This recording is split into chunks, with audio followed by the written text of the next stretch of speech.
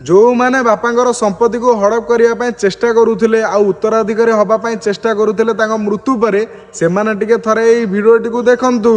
झियो को मिलिबनी बाप घर संपत्ति, पुओ थिले होई परिबेनी उत्तराधिकारी। हाईकोर्ट नेले बड़ निष्पत्ति।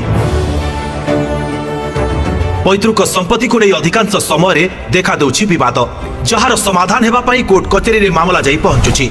पितामाता मृत्यु पर संपत्ति लगी भाई भौणी मध्य अनेक समय लगी रही विवाद, जहां नहीं एवं एक बड़ निष्पत्ति आसी। जहाँ अनुसार जदि जड़े हिंदू पिता मृत्युवरण करती एवं तांको पुओ माने जीवित थांती तेबे तांको झियो पिता संपत्तिर उत्तराधिकारी होई परिबे नाही। मिताक्षर आईन अनुसार कोर्ट राय दैछंती जे जदि जड़े पिता 1956 पूर्व मृत्युवरण करिथांती तेबे तांको झियो तांको संपत्तिर कोनोसी अंश पाइबाकू हकदार हेबे नाही।